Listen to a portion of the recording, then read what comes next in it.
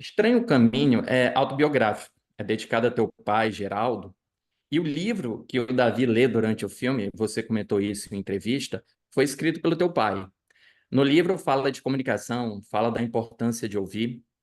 E aí eu fico pensando, quão terapêutico é para ti, como artista, fazer um filme igual a esse? E também quão difícil é fazer um filme sobre comunicação e sobre alteridade, quando você, infelizmente, não pode mais escutar o outro. Bem legal a pergunta. Eu acho que essa questão terapêutica é uma questão que tem sido muito forte. Para mim, eu acho que foi um processo realmente de desde que meu pai faleceu, né, foi em dezembro de 2017, né, eu sentia uma necessidade muito grande, assim, quase como se fosse uma missão, assim, de fazer um filme para ele em que eu pensasse a nossa relação, tentando colocar ela a partir de uma perspectiva mais complexa e também de fantasia, obviamente, né? O filme ele é autobiográfico, baseado em várias experiências pessoais na nossa própria relação, mas ele incorpora também a fantasia de uma maneira muito explícita, né? Então, eu acho que quando eu comecei a escrever ali, quando no primeiro lockdown, né? No momento em que eu senti realmente esse chamado, não, agora é o momento que eu preciso encarar esse luto que eu estou vivendo e tentar fazer dele, transformar ele em algo, né? Porque eu acho que o poder da arte está nisso, né? É como a gente vive e absorve as coisas que estão ao nosso redor, as nossas experiências pessoais, questões sociais, questões que nos cercam, e consegue traduzir isso numa obra, assim, consegue colocar ali essa verdade numa obra. Eu acho que eu nunca tinha feito um filme tão pessoal, né, em que eu me permitisse me rasgar e me expor tanto assim. Mas eu acho que era uma coisa que eu precisava muito, inclusive para entender também, talvez, num novo momento da minha carreira, talvez me entender como cineasta já num outro lugar. Eu tô prestes a completar 20 anos de cinema, né? Então teve isso no processo de criação do filme, e eu venho acompanhando ao longo das exibições do filme em diversos países diferentes, diversas cidades diferentes, o quanto o filme também provoca nas pessoas, em muitas pessoas, um sentimento também de cura, de algum, tanto na relação que as pessoas têm com seus pais, né? Pessoas que lidam também com o problema da incomunicabilidade, né, que eu acho que é a questão central do filme, como com a própria pandemia, né, que é um trauma muito recente. O filme ele é contextualizado nesse momento. Então, assim, acho que tem o livro do meu pai, é um livro de autoajuda que ele escreveu nos anos 90, em que ele tinha foi um momento que ele estava buscando alguma coisa para dar certo, assim, fazendo vários trabalhos diferentes, e aí ele escreveu esse livro.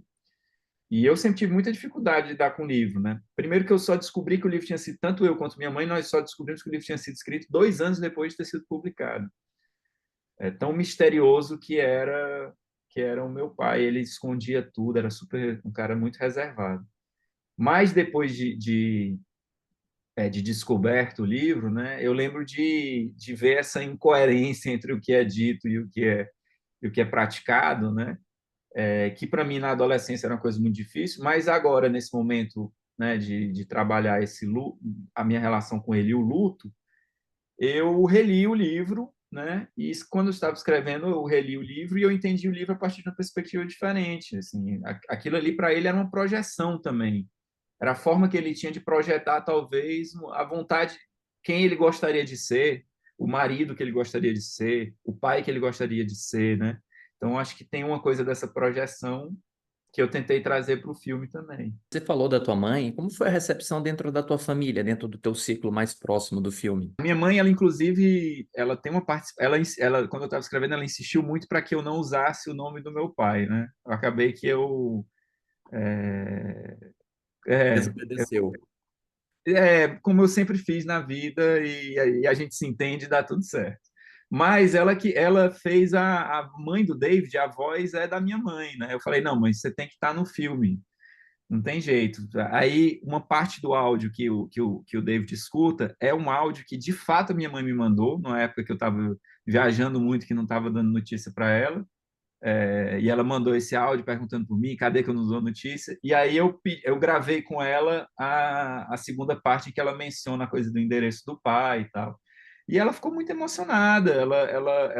Eu acho que assim como a mãe do David, é, ela insistia muito, né? A mãe do David, ela insistia para que ele buscasse esse encontro, para que ele tentasse quebrar essa barreira. E eu acho que a minha mãe fez isso comigo também durante toda a vida, né? Então, eu acho que para ela foi muito emocionante ver. E para as pessoas da minha família que conheciam o meu pai, né? Também ficaram muito impressionadas, né? O próprio Pedro, não sei se você sabe, nós somos primos, né? O Pedro Diógenes. A gente cresceu juntos. A nossa cinefilia também a gente constituiu muito juntos, né? Então, assim, tem uma coisa familiar aí muito próxima também. Tinha falado numa entrevista da tua influência, que tu começou vendo Bresson, você fala até do Pickpocket, e o Davi está lendo um livro do Pedro Costa, que você também cita na entrevista. É engraçado que eu vejo muito David Lynch no teu filme. Eu vejo no uso da estilização de cor, de movimentação de câmera, mesmo de uma distorção dos estímulos sonoros, né? Que a gente fica meio num limbo entre fantasia e real. E eu até me lembro de O Estranho Caso de Ezequiel, que também tem alguns temas que são recorrentes, né? Temas visuais, temas estilísticos. Queria que tu elaborasse um pouquinho sobre esse processo de experimentalismo dentro de um filme que é tão íntimo, como você acabou de mencionar, quanto esse. A minha formação vem do cinema experimental, né? Eu fui da primeira turma da Escola do Audiovisual de Fortaleza, da Vilas das Artes, que tinha, acredito que ainda tenha, mas que tinha também uma programação, não, como é que chama? Um currículo, é, como que chama isso? Enfim, tinha uma proposta educacional que tinha muito foco no cinema experimental e possibilidades de novas narrativas, né? E eu acho que eu só senti que eu poderia fazer cinema, né? Porque eu sempre tive uma relação apaixonada por cinema, de cinefilia, de assistir filmes, de todo final de semana alugar muitos filmes na locadora. Era, inclusive, um ponto muito de comunicação muito forte entre eu e meu pai, né? Em comunicabilidade que a gente tinha em vários aspectos. Eu acho que a gente tinha essa linguagem comum é, com o cinema, de ver filmes juntos. Então, também partia disso também essa vontade de fazer um filme para eles sobre a nossa relação. Uma gratidão também pelo amor que eu tenho ao cinema. Mas, assim, de você ser cinéfilo e apaixonada pelo cinema, a você pensar concretamente em fazer cinema, existe um grande abismo entre isso. E eu acho que o cinema experimental, quando eu comecei a descobrir o cinema experimental, eu comecei a ver lugares em que eu me sentia, que eu acreditava que eu me sentiria confortável em trabalhar, porque eu sempre gostei muito, quando era criança eu desenhava muito, sempre gostei de fotografar, sempre tive uma relação muito muito forte com imagem, com o cinema, mas nunca me senti muito dentro de uma veia do narrativo, né? Eu gostava mais desse lugar. Só que de 10 anos para cá, eu tenho descoberto a paixão de escrever, de escrever roteiros. E dentro disso, nesse momento em que eu vou realizar um filme, em que eu tenho um protagonista que é mais ou menos baseado na minha experiência, né? E que é um cineasta que faz filmes experimentais, eu precisava, ainda que eu estivesse escrevendo um roteiro de um filme narrativo, para mim era muito importante trazer o cinema experimental num lugar que despertasse interesse, que despertasse discussão, né? Então, eu acho que tem a questão, dentro do filme, a gente tem o filme do David, né? O filme dentro do filme, que é um filme com pé afundado no experimentalismo mesmo. E para mim, era importante que o próprio filme ele fosse absorvendo também, aos poucos, um pouco da linguagem do cinema experimental, né? Para que o filme do David e o próprio filme que eu estava me propondo a fazer, eles tivessem uma relação, né, é, real, assim, visceral. Da onde veio a inspiração do filme do David? Dá para pensar num futuro do Guto Parente dirigindo um filme de terror? Gosto muito da ideia de fazer filmes de terror. No momento, os meus próximos projetos não, meus próximos filmes não têm tanto o elemento do terror, mas é um gênero que eu gosto muito, né? Eu fiz o Clube dos Canibais, que é um terror comédia, né? E tem a Misteriosa Morte de Pérola, que é o, eu poderia chamar de um terror romântico experimental, que é, né, esse filme sobre esse é um filme que eu realizei junto com a Tiziana Augusto Lima, que só nós dois fizemos juntos, só os dois, a equipe se resume a nós dois, e que é meio que sobre essa coisa num terror psicológico dentro do apartamento. Acho que eu ainda vou fazer assim, em algum momento eu vou fazer um terrorzão assim, bem sanguinolento ainda. Eu gosto da ideia. E o Eu David vou Lynch é uma referência muito forte para mim, né? Como alguém que consegue combinar gêneros diferentes de uma maneira muito original, eu acho. que o Estranho Caminho virou já um retrato do tempo, né? Uma cápsula do tempo, porque você vê uma praia de Iracema que hoje você não vê mais, uma praia de Iracema que foi desfigurada por um projeto turístico. E é interessante a gente perceber que o filme começa nesses espaços mais abertos e depois ele caminha para espaços cada vez mais confinados, e tu mantendo bem a câmera rente ao rosto dos personagens. Óbvio que eu sou levado a pensar na pandemia da Covid. E uma pergunta que me vem muito à cabeça, não apenas as dificuldades que a pandemia te trouxe, mas as contingências eventuais que ela pode ter provocado no teu roteiro. Se tu precisou fazer alguma reelaboração do roteiro a partir da pandemia. Claro, a gente sabe que é um filme pandêmico, mas determinadas ideias, determinadas medidas sanitárias, de que forma elas impactaram, mesmo na tua ideia original de um filme pandêmico. Esteticamente, eu acho que um ponto que eu acho que é muito ligado ao próprio contexto da pandemia que a gente estava vivendo, né? Essa ideia de distanciamento social, o condicionamento, né, que o distanciamento social trouxe, era que eu pensava muito, e também porque na história o David e o Geraldo, eles se encontram, né, mas eles, de alguma maneira, existe algo entre eles, né? Seja uma questão que pode se entender no final do filme dos dois estarem em dimensões diferentes, a questão da comunicabilidade como uma barreira. Então, a decupagem do filme ela foi muito pensada dentro de um pensamento de plano e contraplano. Você tem poucas vezes você tem os dois personagens ocupando o mesmo quadro.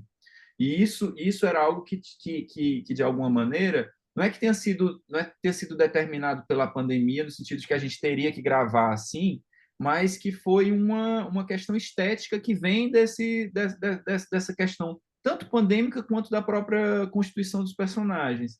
Então tem o filme todo ele é muito construído dentro dessa coisa do plano e contraplano sem referência, inclusive, né? Porque às vezes eu poderia construir um plano contraplano com referência do outro enquadro, mas não, tinha essa coisa da divisão, o plano do David e o plano do Geraldo, o plano do David e o plano do Geraldo, né? Isso é uma coisa que eu acho que esteticamente reflete muito. Outra também que você mencionou dessa proximidade do rosto, né? Porque eu acho que tinha essa coisa muito fechada, muito próxima ali. Eu acho que tem um momento que você vai criando uma certa sensação meio claustrofóbica, né? Eu acho que o plano geral no cinema ele serve muito para dar uma arejada, para abrir, né? Você cria um pouco mais espaço na relação entre o espectador e o personagem. E eu queria muito que não, que fosse uma coisa de você estar próximo, você está próximo, você está próximo, e que isso fosse provocando uma sensação de uma certa claustrofobia e de um confinamento, né? Também acho que a questão da máscara, né? Você filmar personagens usando máscara, você perde metade da expressão do rosto, né? Então, na cena em que o David vai ao hospital, né, para buscar o pai, era uma cena que ela precisava ser, a atuação precisava ser toda nos olhos, né? Então, por isso esses planos tão próximos, né, que a gente consegue ver ali sutilezas do olhar, dos olhares dos personagens. Quando eu estava revendo o filme aqui em casa, eu assisti pela primeira vez na Mostra de São Paulo, eu parei em determinados momentos, minha esposa estava passando e disse, olha que filme bonito. E eu queria te parabenizar aqui para quem está nos assistindo, que você fez um filme não só fotogênico, que é um filme fotogenicamente muito bonito, mas um filme também intimamente, narrativamente, estilisticamente muito envolvente. E para a gente concluir, né, nosso bate-papo, eu queria saber como os prêmios em Tribeca e como a recepção em São Sebastião, são dois festivais muito importantes no cenário internacional, eles estão te facilitando a trilhar teu caminho como artista, ou, na realidade, por ser um artista brasileiro, a gente sempre volta a estaca zero, sempre volta ao processo de buscar incentivos, sempre volta ao processo de buscar, enfim, recomeça da estaca zero. Sobre essa questão estética que você menciona, assim, eu não tenho como não falar também da equipe que eu trabalho, né? Porque eu não sou responsável por tudo no filme. Eu faço um filme a partir também um dos trabalhos que eu acho mais importantes da direção é quais encontros você vai promover, de quem as pessoas você vai chamar, quais são as pessoas mais adequadas esteticamente, criativamente, parceiros que você tem para estar naquele projeto. Acho que a fotografia da Linga Cássio é realmente algo brilhante. Acho que ela é uma artista que tem um olhar ela tem um trabalho de artista visual mais longo do que de direção de fotografia, apesar de que ela foi a fotógrafa do Estranho Caso de Ezequiel, que você comentou.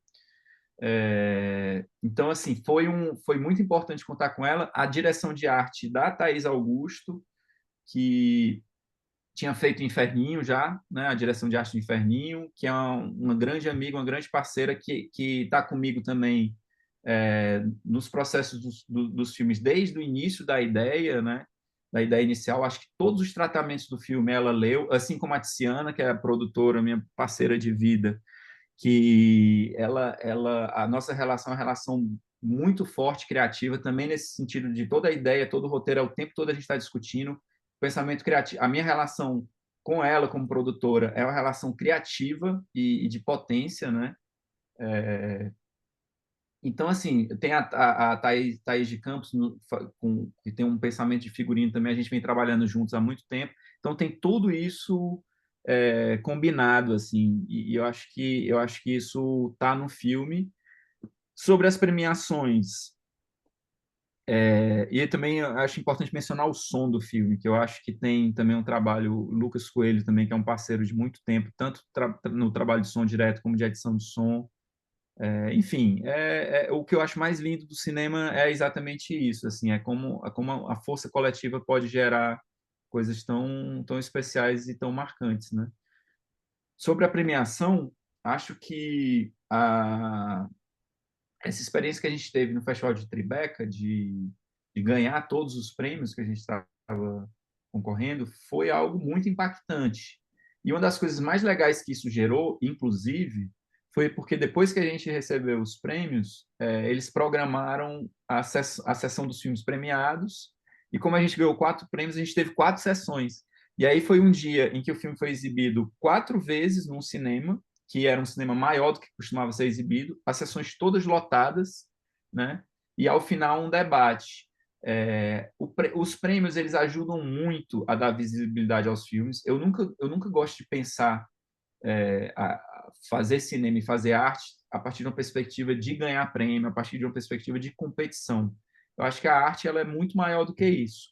Agora, é inegável que a partir do momento que você recebe um destaque, recebe uma legitimação, o seu filme ele passa a despertar mais interesse, porque as pessoas são tantos filmes produzidos, são tantas coisas para se ver, que muita gente precisa de legitimações e de que alguém diga, né, sugiro que elas devam assistir. E eu acho que foi isso que o Brendan Fraser quis fazer com o nosso filme, porque ele estava no júri e o feedback que a gente teve é de que ele realmente amou muito o filme, se emocionou muito, e eu acho que tanto ele quanto as outras pessoas do júri, eu acho que queriam dar os 4 prêmios era uma forma de afirmar o quanto esse filme precisava ser visto. Acho que isso foi fundamental tanto para atrair interesse de outros festivais, para circular pelos lugares que a gente circulou, quanto também para conseguir espaço de mídia, conseguir destaque, né? São coisas que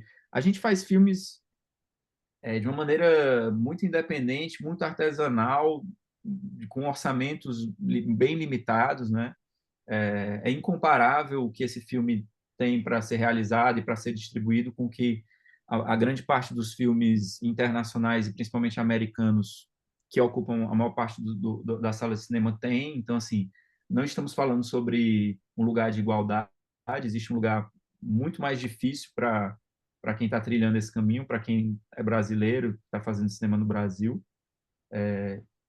E eu acho que esses prêmios, esses destaques, eles trazem ali uma visibilidade que é muito importante, né? E eu sou muito grato aos prêmios que o filme tem recebido, à recepção que o filme tem tido, e isso é um motor também, né? Isso move, isso faz com que a gente queira continuar fazendo. Eu estou fazendo uma lista de 1001 filmes para ver antes de morrer, e eu estou tentando povoar essa lista, tanto com minha voz, quanto com a voz das pessoas com as quais eu converso sobre cinema.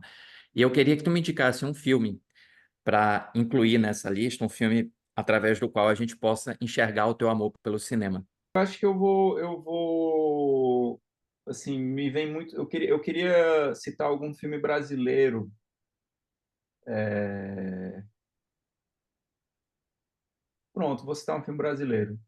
Ladrões de Cinema. Você, Ladrões de. Ó, você sabe que eu não assisti esse filme? cara, esse filme, ele é uma referência para esse filme que eu te falei que eu estou montando, porque esse filme, deixa eu ver aqui, só conferir aqui o ano dele. É um filme do Fernando Cone Campos, que é de 77. E é um filme que foi uma referência importante para mim para esse novo filme, porque ele é um filme sobre fazer cinema. É um filme sobre uma galera que rouba. Tem uns gringos fazendo um filme no Brasil, fazendo um filme na favela no Brasil, uns americanos. E aí essa galera lá da comunidade pega e rouba os equipamentos dos gringos. E aí tem uns que querem vender para conseguir uma grana e tem um cara que decide, não, a gente tem que fazer um filme. Vamos usar isso aqui para fazer um filme. E é um filme sobre fazer cinema, e eles decidem fazer um filme lá na comunidade, com história baseada na história de Tiradentes. É um filme super divertido, e eu acho legal essa ideia de filmes sobre cinema, sobre fazer cinema, né? Inclusive, por conta desse filme que eu estou fazendo, foi uma pesquisa que eu entrei muito recentemente, e esse é um filme brasileiro que eu acho que vale a pena, que é importante ver antes de morrer.